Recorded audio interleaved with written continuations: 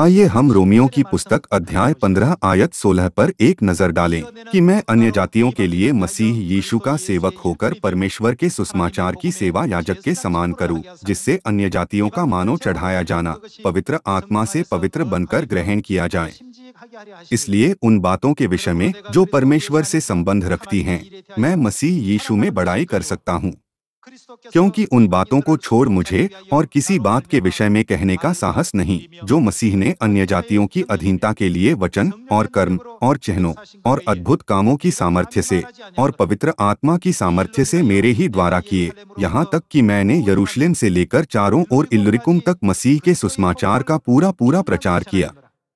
यहाँ यह सुसमाचार किसका है? यह लिखा है, मसीह के सुसमाचार का पूरा पूरा प्रचार किया। यह वह सुसमाचार है जिसे मसीह इस पृथ्वी पर लाए हैं।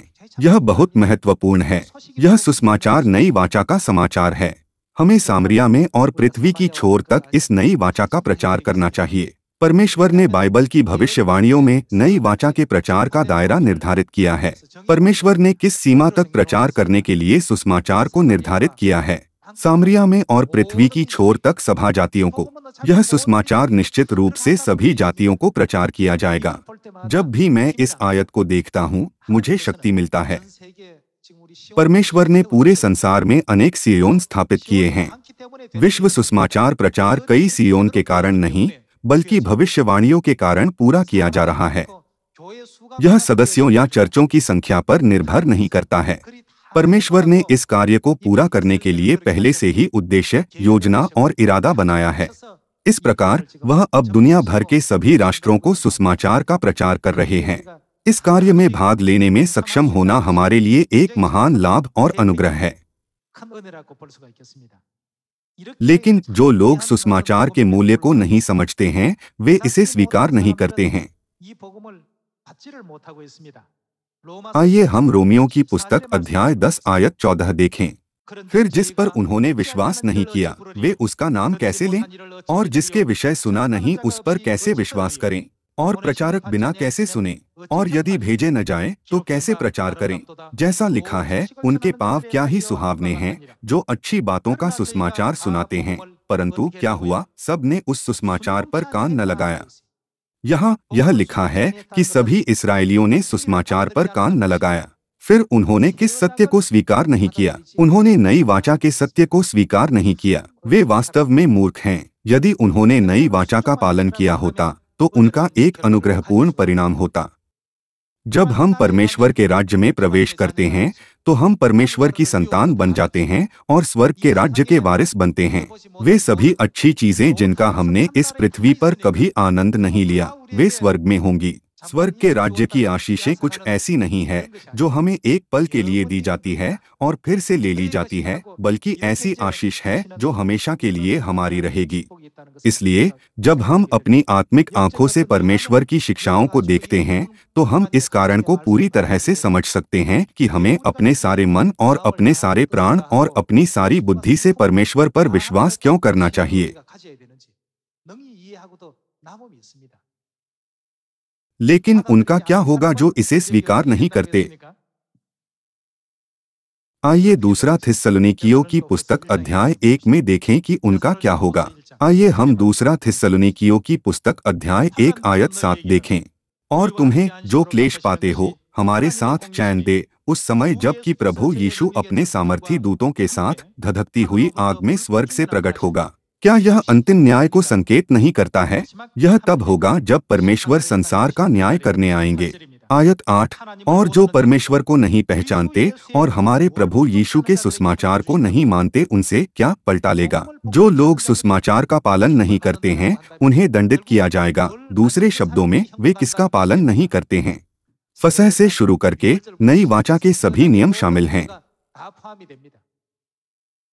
उनका क्या होगा जो नई वाचा का पालन नहीं करते? जब परमेश्वर संसार का न्याय करने आएंगे तो उन्हें दंड दिया जाएगा। दंडित होने का सीधा अर्थ है नरक में जाना।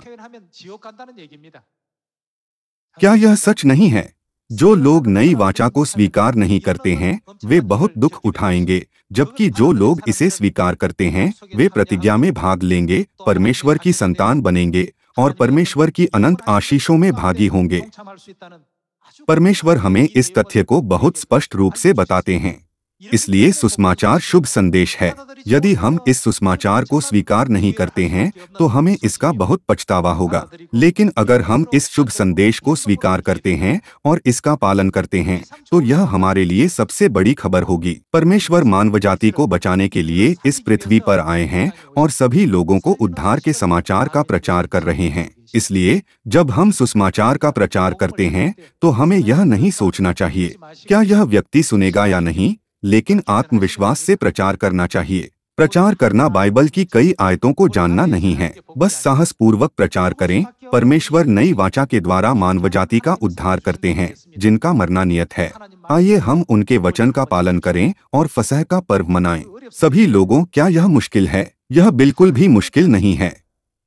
आइए हम यह सोचते हुए विश्वास के साथ वचन का प्रचार करें। यह वास्तव में अच्छी खबर है। यदि हम इसका प्रचार करेंगे तो सभी इसे स्वीकार करेंगे। आइए हम यह कहकर पूरी दुनिया को प्रचार करें, जब परमेश्वर अंतिम न्याय के लिए इस पृथ्वी पर आएंगे तो जो लोग परमेश्वर के सुसमाचार का पालन नहीं करते उन्हें दंड दिया जाएगा। क्या दंडित होने का अर्थ नरक में जाना नहीं है? लेकिन क्या परमेश्वर यह नहीं कहते कि जो लोग सुसमाचार स्वीकार करते हैं वे परमेश्वर की संतान और वारिस बनेंगे और परमेश्वर की अनंत प्रतिज्ञा में भाग लेंगे? हमें भी यह कहकर सुसमाचार का प्रचार करना चाहिए। हमें जितनी जल्दी हो सके सुसमाचार को स्वीकार करना चाहिए। संसार में मृत्यु का समाचार तो बहुत है, परंतु हमारे पास उद्धार का समाचार है। परमेश्वर हमें आज बाइबल के माध्यम से स्पष्ट रूप से यह जानने देते हैं। इसलिए अगर हमें सुसमाचार का प्रचार करना कठिन लगता है तो हम यह सोचकर सुसमाचार का प्रचार नहीं कर सकते कि मुझे ये सभी बातें याद रखनी होंगी ताकि मैं धारा प्रवाह प्रचार कर सकूं। सुसमाचार की रचना कठिन तरीके से नहीं की गई है ना? जो मुझे सामर्थ्य देता है उसमें मैं सब कुछ कर सकता हूँ। मैं निर्बल हूँ और मुझ में शक्ति की कमी है, इसलिए मैं कुछ भी नहीं कर सकता।